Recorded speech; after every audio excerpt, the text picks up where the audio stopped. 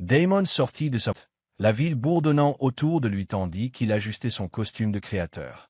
L'air était frais, mais son esprit était accablé par les affaires du conseil d'administration et les échéances.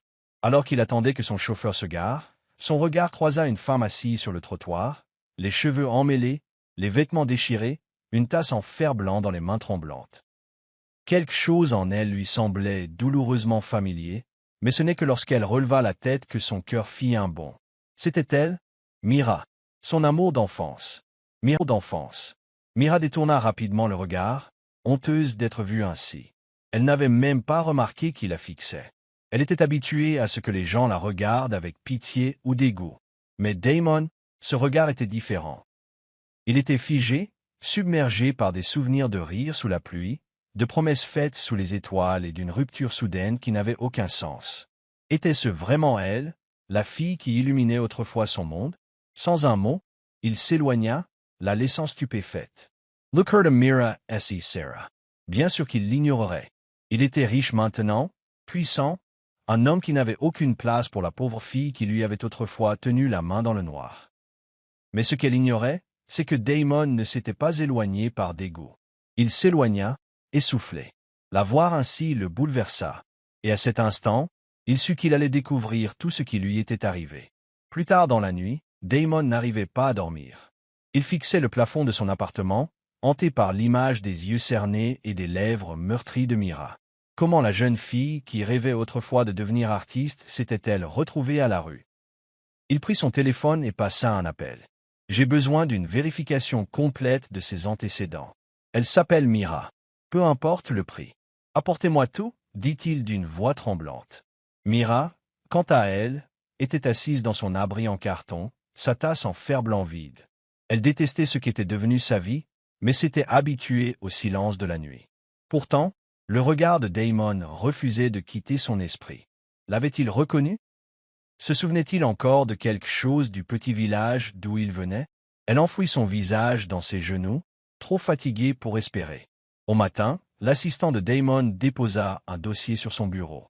Ses mains tremblaient lorsqu'il l'ouvrit. La vie de Mira avait basculé dans le cauchemar. Orpheline après un incendie, trompée par ses proches et chassée de tous les refuges où elle s'était tournée. Personne ne l'avait aidée. Personne. Ses poings se serrèrent de rage. Il avait quitté ce village en quête de succès, promettant de revenir la chercher. Mais il ne l'a jamais fait. Et maintenant, elle était là, seule, brisée, implorant. Pas pour longtemps, jura Damon. Le lendemain, il retourna au même endroit, mais le trouva vide. La panique le submergea. Où était-elle passée? Il ordonna à son chauffeur de faire le tour des pâtés de maison jusqu'à ce qu'il la repère enfin près d'un pont, essayant de se protéger de la pluie avec un morceau de carton. Damon sortit, indifférent à ses chaussures trempées et au regard curieux. Il s'approcha lentement.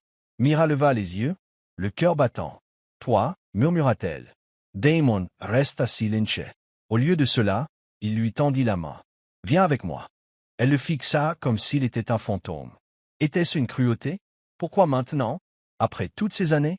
Pourquoi te ferais-je confiance? Demanda-t-elle, la voix emplie d'amertume. Damon ne broncha pas. Parce que je te dois bien ça.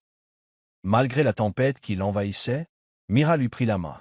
Sa chaleur lui semblait presque étrangère. Elle le suivit dans la voiture, silencieuse et méfiante. Damon la regarda, peinant encore à réaliser que la fille qu'il avait aimée était maintenant à ses côtés, trempée, affamée et brisée. Il ne savait pas comment arranger les choses, mais il était déterminé à essayer. De retour à son manoir, Mira n'en croyait pas ses yeux. Elle n'avait jamais vu un tel luxe à la télévision. Damon lui tendit une serviette, puis lui fit signe de se laver. « J'ai fait apporter des vêtements. » Mira hésita. « Ça n'a aucun sens. Pourquoi fais-tu ça? » Le regard de Damon s'adoucit. « Parce que je n'aurais jamais dû te laisser derrière moi. » Dans la salle de bain, Mira fixait son reflet. Elle reconnut à peine la femme qui la regardait. Après une longue douche et enfilé les vêtements fournis, elle entra dans la chambre d'amis où un repas chaud l'attendait. Damon l'observait de l'autre côté de la pièce, rongée par la culpabilité. Elle n'avait pas besoin de mots pour lui dire qu'elle avait souffert, ses yeux en disaient long. Mais Mira n'était pas naïve. Elle savait que la pitié était de courte durée et que les faveurs étaient toujours assorties de conditions. Pourtant, La présence de Damon semblait sincère. Il ne la traitait pas avec charité. Il la regardait comme la fille qu'il avait connue autrefois. Et pour la première fois depuis des années, elle s'autorisa à dormir dans un lit, inconsciente que son monde allait à nouveau changer. Cette fois, radicalement. Mira se réveilla sous les rayons du soleil qui filtraient à travers les rideaux de velours, la douceur du lit sous elle la faisant douter de la réalité. L'espace d'un instant, elle crut rêver, jusqu'à ce qu'elle se retourne et aperçoive Damon debout sur le seuil, un plateau avec le petit déjeuner à la main. « Tu sautais toujours le petit déjeuner quand on était enfant ?»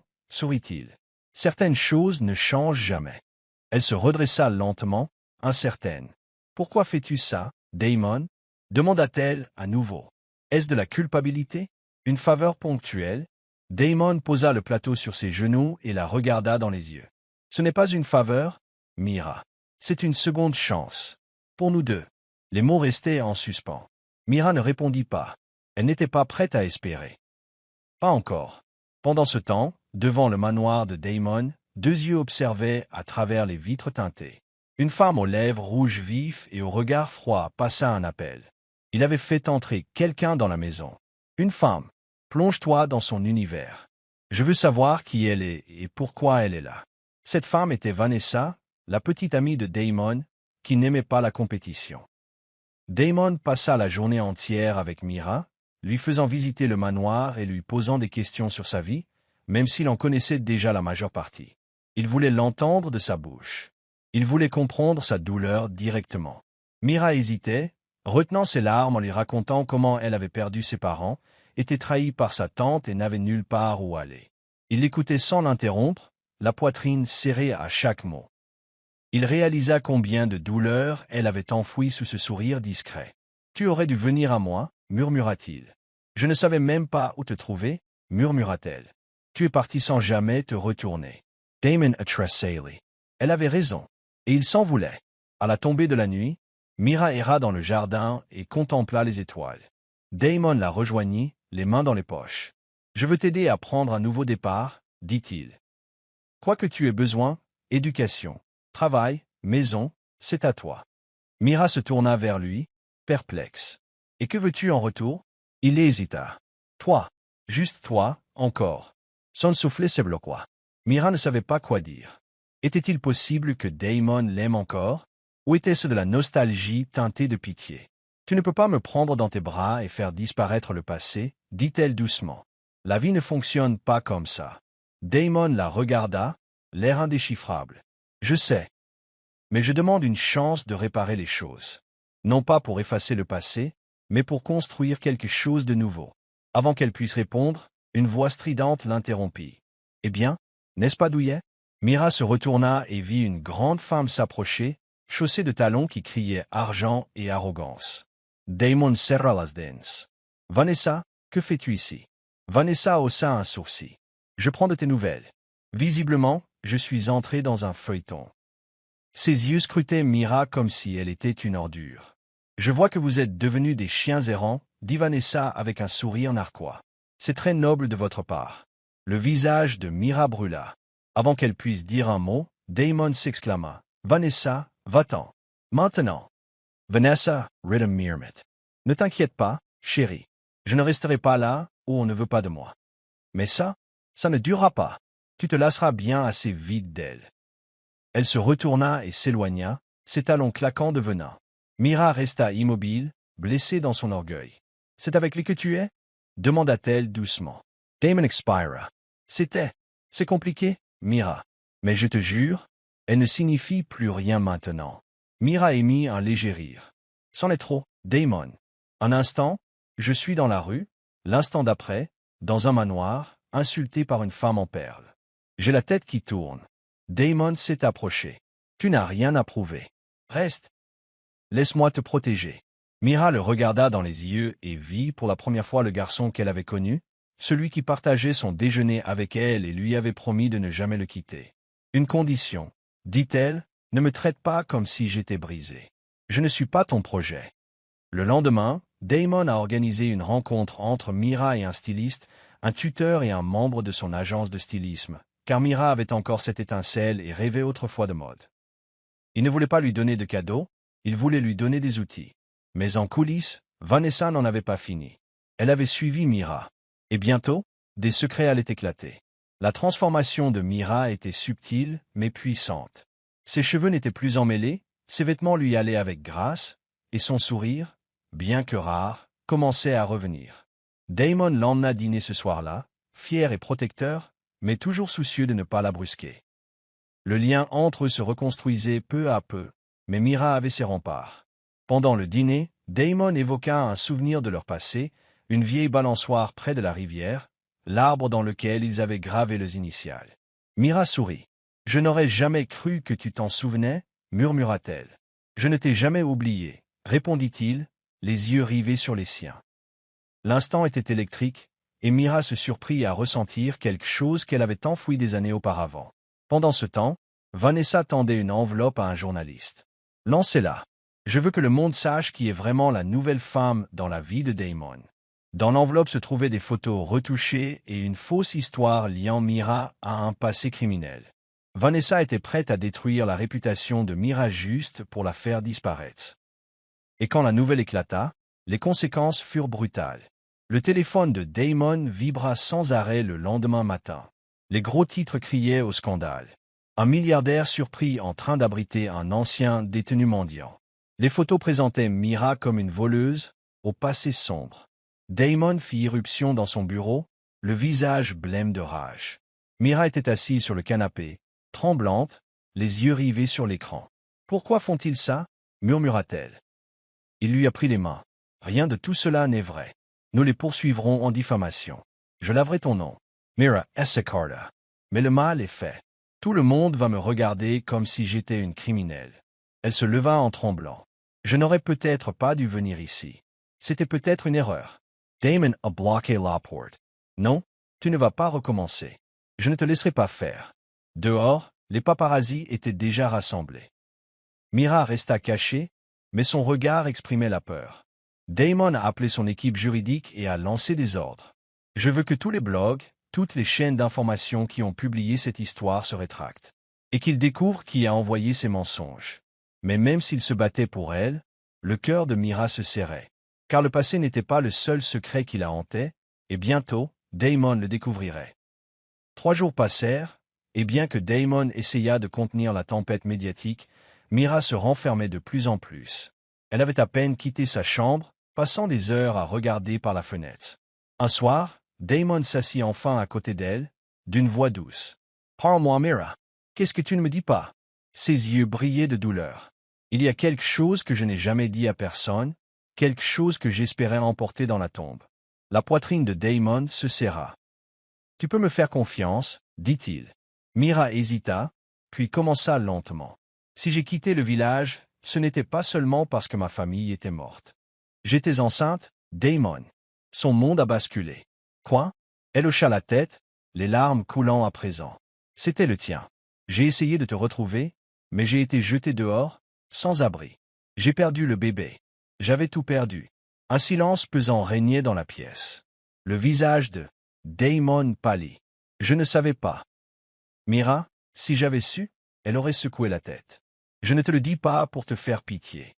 J'ai juste besoin que tu saches pourquoi je suis devenu ce que je suis. Pourquoi je me suis perdu. Cette douleur ne m'a jamais quitté. » Damon lui prit la main, les yeux embués. « Tu ne m'as jamais perdu, Mira. J'ai perdu. Et je ne referai plus jamais cette erreur. » Le lendemain matin, Vanessa a fait irruption dans le bureau de Damon sans y être invitée. « Tu gâches ta vie pour une fille des rues avec une histoire à pleurer. » Damon se leva lentement, dangereusement calme. « Elle s'appelle Mira. Et si jamais tu l'appelles à nouveau ainsi, je veillerai à ce que tu ne reçoives plus jamais d'invitation dans ma vie. » Vanessa ricana. « Tu crois que c'est de l'amour? Elle se sert de toi. »« Je connais son cœur, » répondit Damon. « Tu ne sais que détruire. » Vanessa posa un dossier sur son bureau. « Ce n'est pas fini. » Elle se retourna et sortit, ses talons claquant comme une menace. Dans le dossier se trouvaient des relevés bancaires, des images de Mira en train de mendier et une photo granuleuse d'elle traînée par la police, ce qu'elle n'expliqua jamais. Ce soir-là, Damon la confronta. « Il y a autre chose, non ?» Mira détourna le regard. « J'ai été arrêté une fois, oui. Pas pour vol. Pour avoir défendu une autre fille sans abri agressée, j'ai frappé l'homme avec une brique. Ils ont cru sa parole plutôt que la mienne. Look her de Damon, S.E. Sarah. Pourquoi ne me l'as-tu pas dit? Murmura-t-elle. Parce que je ne voulais pas que tu me voies comme quelqu'un de sale. Damon prit une grande inspiration. Mira, rien de tout cela ne change ce que je ressens. Tu as lutté. Tu as survécu. Ce n'est pas de la saleté, c'est de la force. Les yeux de Mira s'emplirent de nouveau de larmes. Elle s'attendait à ce qu'il s'éloigne, qu'il devienne froid comme tout le monde. Mais il resta, et cela la bouleversa plus que tout. Damon se fit un vœu ce soir-là, il réaliserait ses rêves. Il l'invita dans son entreprise de mode sous un autre nom et la présenta à l'équipe de création comme nouvelle stagiaire. Personne ne la reconnut, et elle les impressionna rapidement par sa créativité. Pour la première fois depuis des années, Mira se sentit vivante. Utile. Le personnel respectait ses idées, ignorant son lien avec le PDG. Cela lui a donné la liberté de reconstruire son identité. Mais derrière les portes closes, Vanessa n'en avait pas fini. Elle engagea quelqu'un du passé de Mira, quelqu'un de dangereux. Un homme nommé Léo. Il avait autrefois prétendu aider Mira dans la rue, mais en réalité, il avait vendu ses biens et l'avait abandonnée. Maintenant, il voulait quelque chose en échange de son silence. Soit elle quitte le milliardaire, soit je parle, dit-il à Vanessa avec un sourire sombre. Le lendemain, Léo s'est présenté à la porte de Damon, exigeant de parler à Mira. Les gardes ont alerté Damon, qui a interpellé l'homme en personne. « Vous avez 5 secondes pour quitter ma propriété. » Léo sourit et montra une photo. C'était celle de Mira, meurtrie, en pleurs, des années auparavant. Voilà qui elle est vraiment. Tu crois la connaître? Elle a menti à tout le monde. Damon n'a pas bronché. Tu essaies de nous extorquer. Tu crois que je croirais un criminel plutôt qu'elle? Léo haussa les épaules. Tu ne me crois pas? Mais les médias, peut-être. Damon serra las poings. Sors avant que je t'arrête. Léo rit. Et reviendrai. Cette fois, à un prix. Damon le regarda partir, l'esprit en ébullition. Mira lui avait fait confiance, mais son passé la traquait comme une ombre. Plus tard, il lui raconta tout. Elle se tut. Je devrais y aller, dit-elle doucement. Il a raison. Le monde ne me laissera jamais oublier qui j'étais. Damon lui prit la main. Et je ne te laisserai pas oublier qui tu es. La femme que j'aimais alors, la femme que j'aime aujourd'hui. Mira le regarda, les lèvres tremblantes. Tu m'aimes toujours? Répondit Damon par un baiser qui fit taire ses doutes. La nouvelle éclata à nouveau, cette fois concernant le casier judiciaire de Léo et son lien avec le chantage. Damon avait réagi rapidement, s'aimant l'affaire avant que Léo ne puisse frapper. Les médias sympathisaient désormais avec Mira, la présentant comme une survivante d'abus et de trahison. Le récit changea et, pour une fois, on ne la traita plus d'imposteuse, mais de battante. Mira reprit le travail avec une confiance renouvelée. Ses créations commencèrent à attirer l'attention, et le directeur artistique lui demanda de présenter ses croquis lors du prochain lancement de l'entreprise. Damon l'observa de loin, la laissant s'exprimer pleinement. Mais chaque soir, il parlait. Rien. Se tenait la main. Le manoir, autrefois froid et résonnant, était à nouveau empli de chaleur. Mais à l'approche de la date de lancement, Mira commença à recevoir d'étranges messages, des lettres découpées la menaçant de partir sous peine d'être démasquée. Damon voulait annuler le spectacle, mais Mira insista. « Je ne courrai plus, dit-elle fermement. Qu'ils essaient de me briser. J'ai déjà été brisé, et je suis toujours debout. » Cette nuit-là, quelqu'un s'est introduit dans la salle de création et a volé toute sa collection. Mira est restée figée devant les mannequins vides. Ses créations, ses journées de dur labeur, envolées. Ses mains tremblaient tandis qu'elle agrippait le bord de la table. Damon fut immédiatement appelé, et lorsqu'il vit la panique dans ses yeux, quelque chose se brisa en lui. Celui qui a fait ça va le regretter, grogna-t-il. Les images de sécurité furent immédiatement filmées. Les caméras révélèrent une silhouette floue portant un sweat à capuche, mais un petit détail attira l'attention de Damon. Un bracelet en argent qui lui semblait très familier. « Vanessa, murmura-t-il. Mira leva les yeux. « Tu crois qu'elle les a volés ?» Damon n'avait pas besoin de réfléchir. Il savait. Et si c'était le cas, je veillerais à ce qu'elle ne touche plus jamais à un contrat en ville. Quelques heures plus tard, Vanessa a publié en ligne une collection étrangement similaire sous son nom. Les modèles étaient légèrement modifiés, mais les idées principales étaient de Mira. Les commentaires louaient son génie créatif soudain, mais Damon ne s'y trompait pas. Il envoya son équipe juridique à sa poursuite. Et Mira, au lieu de s'effondrer, reprit un carnet de croquis et se remit à dessiner. Elle peut me voler mon passé, dit Mira, mais pas ce que je ferai ensuite. L'équipe de Damon a réagi à des preuves des plans originaux, des croquis horodatés et même des images des coulisses montrant Mira travaillant tard dans la nuit. En 48 heures, Vanessa était démasquée. Son nom était devenu tendance pour de mauvaises raisons. Les marques l'ont abandonnée. Les clients l'ont quittée. Elle a tenté de tout nier, mais c'était trop tard. Les médias ont de nouveau changé d'avis, qualifiant Mira de phénix naissant et de symbole de résilience. Les offres ont afflué, les interviews ont sollicité sa présence, et l'entreprise l'a promu de stagiaire à designer junior en chef. Damon voulait célébrer, mais Mira hésitait. « Ça va trop vite », murmura-t-elle. Comme si j'étais entraîné dans quelque chose qui pourrait disparaître demain. « Tu n'es plus seul », lui dit Damon. « Tu l'as construit toi-même. Je t'ai juste laissé l'espace pour le faire. » Mira s'appuya contre lui, hésitant entre pleurer et rire. « J'ai peur, Damon. » Il la serrait plus fort. Moi aussi. Mais c'est peut-être ce qui rend tout ça réel. Pendant ce temps, Vanessa observait la célébration sur sa tablette fêlée, les yeux brûlants de haine. Si je ne peux pas la voir, personne ne le pourra. Le premier défilé officiel de Mira était électrique. Les flashs des appareils photo ont brillé, les mannequins ont défilé dans ses créations et la foule a applaudi à tout rompre. En saluant une dernière fois, elle a aperçu Damon au premier rang, applaudissant avec fierté.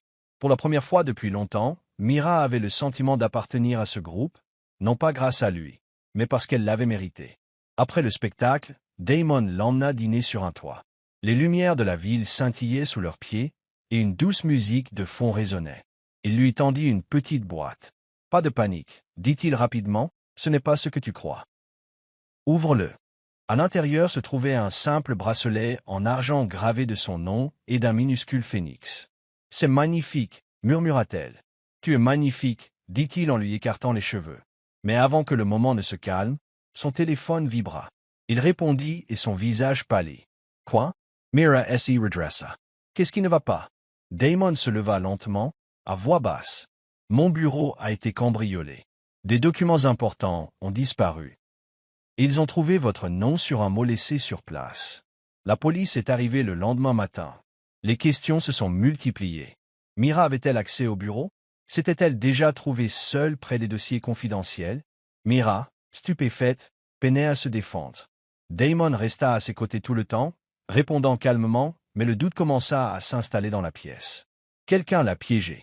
Un détective prit Damon à part. Elle a un casier judiciaire.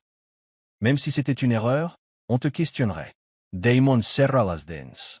Alors laissez-les faire. Je la connais. Mais les membres du conseil d'administration ne partageaient pas sa loyauté. Ils ont demandé une enquête interne et exigé que Mira soit suspendue de ses fonctions jusqu'à ce que son nom soit blanchi. Les mains de Mira se crispèrent sur ses genoux. Je savais que cela ne durerait pas. Non, dit Damon fermement. Ce n'est qu'une autre tempête. Nous prouverons la vérité.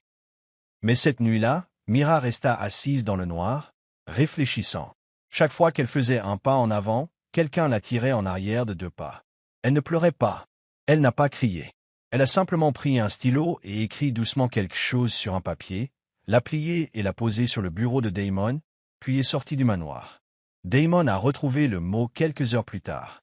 Ses mains tremblaient en le lisant. « Je t'aime, Damon. Mais je ne serai pas la cause de la perte de tout ce que tu as construit. Peut-être dans une autre vie. » La rage et la peur le tenaillaient. Il se précipita pour vérifier les caméras de sécurité, mais Mira s'était déjà éclipsée depuis des heures, disparaissant dans la nuit. Il a essayé d'appeler. Pas de réponse. Il a envoyé son chauffeur vérifier les gares et les aéroports, mais rien. C'était comme si elle s'était évaporée. Pendant des jours, il dormit à peine, consacrant toute son énergie et ses ressources à sa recherche. Mais chaque piste menait à une impasse. Mira avait accompli la seule chose qu'elle avait perfectionnée, disparaître. Mira, quant à elle, se retrouva dans les rues où elle avait autrefois mendié, mais cette fois, elle n'était pas brisée. Elle utilisa le peu d'argent qu'elle avait économisé pour louer une petite chambre et commença à travailler dans une boutique de couture locale. Recommencer à zéro, se murmurait-elle chaque matin. Pas de nom, pas de passé, juste moi. Mais au fond d'elle, son cœur souffrait pour l'homme qu'elle avait laissé derrière elle. 2 semaines passèrent. Le visage de Damon était décharné, ses yeux cernés d'épuisement. Il n'avait pas cessé de chercher. Chaque soir, il revoyait leurs souvenirs, son rire, sa force, sa douleur. Puis un jour, une jeune créatrice a frappé à la porte de son bureau. « Monsieur, je crois l'avoir vue. Elle travaille chez un tailleur en centre-ville. » Damon s'est levé si vite que sa chaise est tombée à la renverse. Il s'est précipité là-bas sans prévenir personne. L'endroit était petit, niché entre des bâtiments délabrés. Mais dès qu'il la vit par la fenêtre, en train de coudre, la tête baissée, il s'arrêta. Son cœur se serra. Elle semblait paisible, presque satisfaite. Pendant un instant, il refusa de perturber cela. Mais elle leva les yeux et leurs regards se croisèrent. Mira se fija. Les ciseaux qu'elle tenait à la main tombèrent. Damon entra sans dire un mot.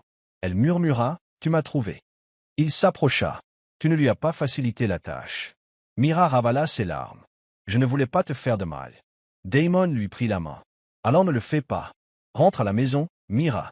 Pas au manoir. Chez moi. » Elle hésita, puis hocha lentement la tête. Elle en avait assez de courir. De retour au manoir, les choses n'étaient plus les mêmes. Mira fut accueillie avec suspicion par quelques membres du personnel et les regards froids de certains associés de Damon. Mais Damon s'en fichait. Il ignora le bruit et se concentra sur la construction d'une nouvelle relation avec elle. Il lui a proposé une nouvelle chambre, mais elle a refusé. « Je veux gagner ma place cette fois. » Damon a respecté cela, alors il lui a donné accès à la maison d'hôte vide du domaine. Mira y installa un petit coin couture et commença à créer discrètement. Pendant ce temps, Damon lançait une enquête pour savoir qui avait impliqué son nom dans le cambriolage du bureau. Les soupçons circulaient, mais la vérité n'avait éclaté qu'après une information importante d'un concierge. Il avait vu Vanessa s'introduire furtivement la nuit précédant l'incident. Grâce à cette nouvelle piste, l'équipe de sécurité de Damon avait récupéré d'anciennes sauvegardes et amélioré les images. Vanessa était là, gantée, en train de glisser le mot. Damon l'a confrontée dans son appartement, appareil photo à la main. « Fini » a-t-il dit froidement. Vanessa sourit. « Tu ne peux pas prouver l'intention. » Damon lui a remis une lettre de mise en examen. « Non, mais je peux te poursuivre en justice jusqu'à l'oubli. Dites adieu à votre empire. » La nouvelle est tombée très vite. L'ex-mannequin Vanessa a été exposée au scandale. Le public s'est à nouveau retourné contre elle, et cette fois, il n'y a pas eu de retour en arrière. Ses sponsors l'ont abandonnée. Elle a été mise sur liste noire. Mira regardait les informations en silence, sirotant du thé, le cœur lourd mais soulagé. Damon s'assit à côté d'elle. La justice ne se fait pas toujours entendre, mais elle se fait entendre. Plus tard dans la semaine, Mira retourna au cabinet de design, non pas comme stagiaire, mais comme designer invité. Le personnel, désormais au courant de son histoire et de sa justification, l'a accueilli à bras ouverts. Un designer senior a même déclaré « Nous nous sommes trompés à votre sujet. Votre place est ici. » Mira's sourit doucement. « Merci, mais je l'ai toujours su. » Malgré le chaos, un calme commençait à s'installer dans sa vie. Elle et Damon ont commencé à passer plus de temps ensemble, non pas comme des amants brisés, mais comme des partenaires reconstruisant la confiance. Il ne la protégeait plus du monde, et elle ne fuyait plus son passé. Mais au fond d'elle, Mira sentait que quelque chose d'autre se préparait. La paix, dans son monde, ne durait jamais longtemps. Un soir, Mira reçut une lettre sans adresse de retour. À l'intérieur se trouvait une photo d'elle, debout devant le manoir de Damon, entourée d'encre rouge, avec une seule ligne. « Tu m'as volé ma chance. Je te prendrai tout. » Ses mains tremblaient. Elle n'en parla pas immédiatement à Damon, mais elle changea les serrures de la maison d'hôte ce soir-là. Quelques jours plus tard, quelqu'un a piraté l'ordinateur portable de Mira. Ses croquis de mode ont été entièrement effacés. Lorsque Damon l'a découvert, il a renforcé la sécurité autour de la propriété. Quiconque fait ça est proche. Et il ne s'arrêtera pas. Mira hocha la tête.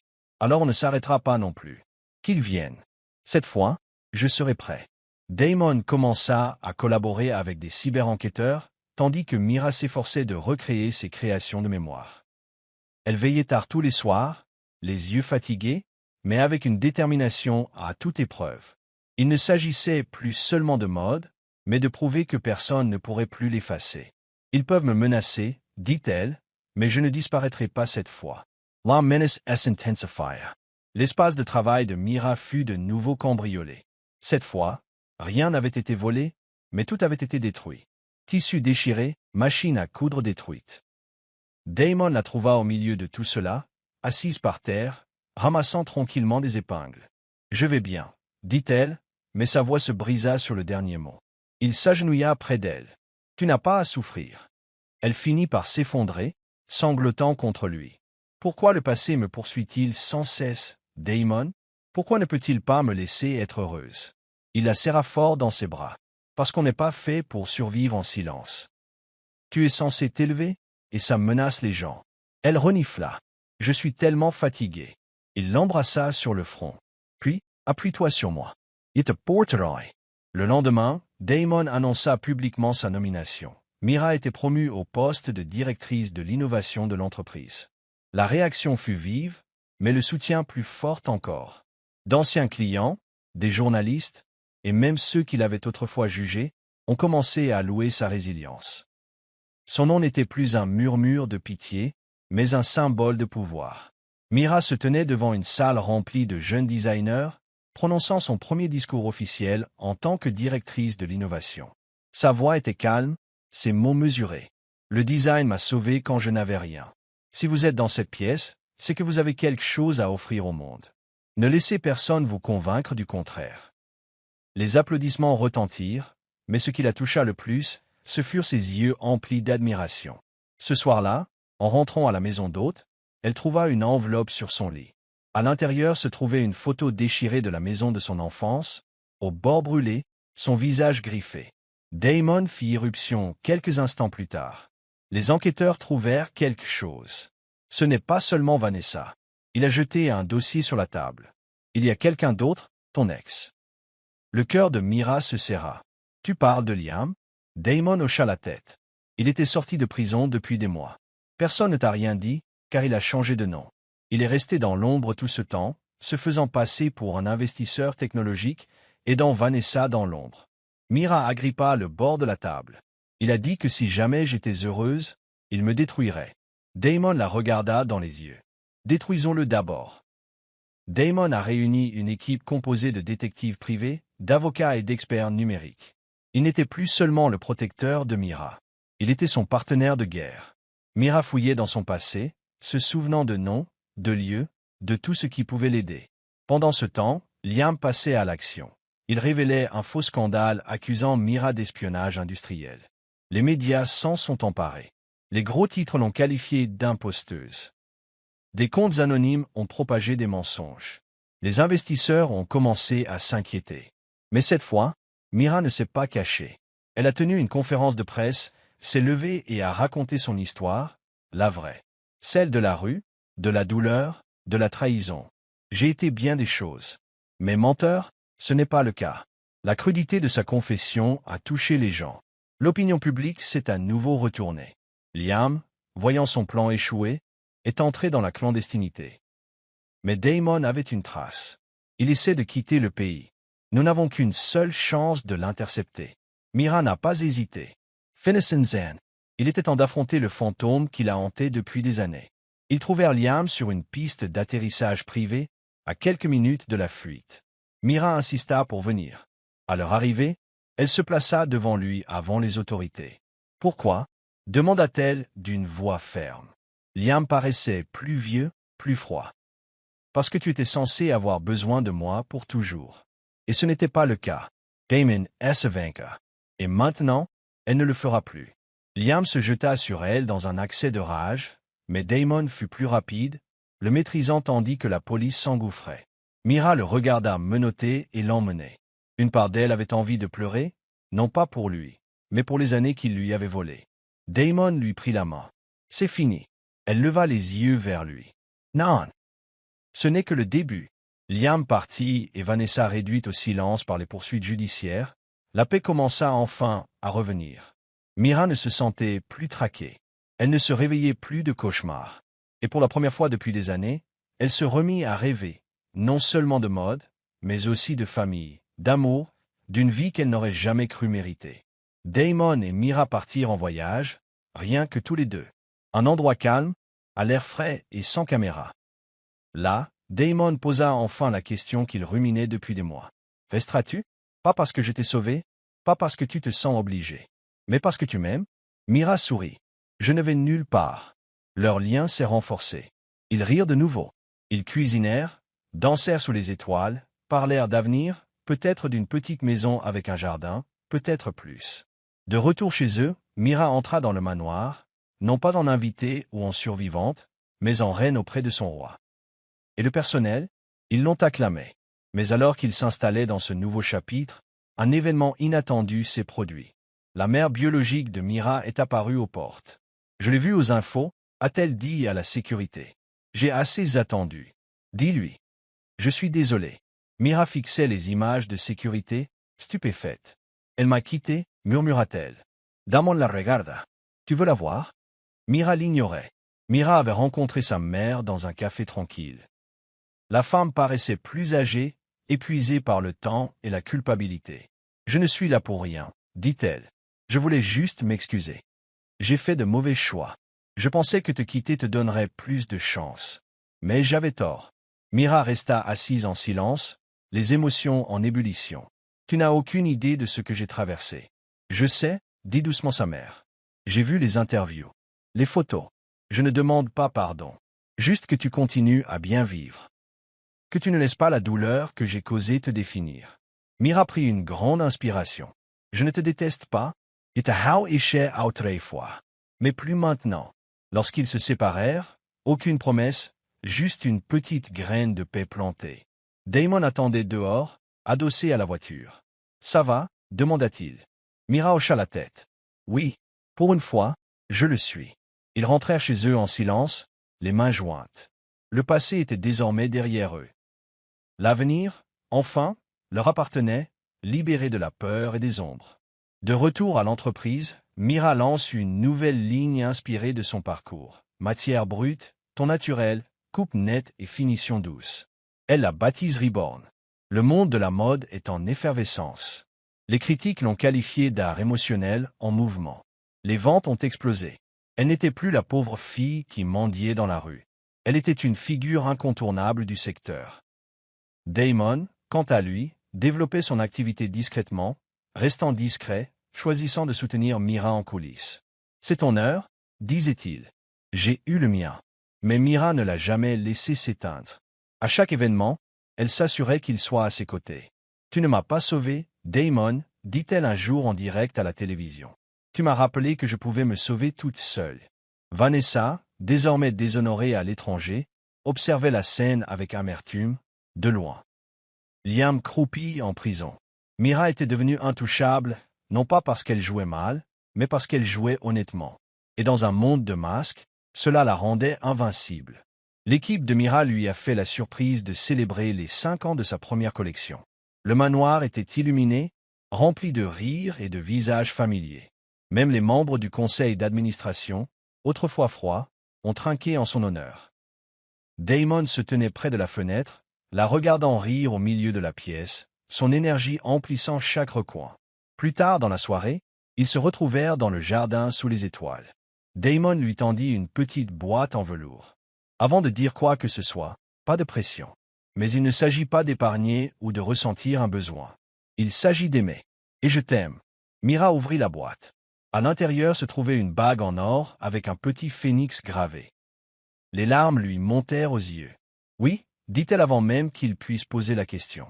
Oui à tout.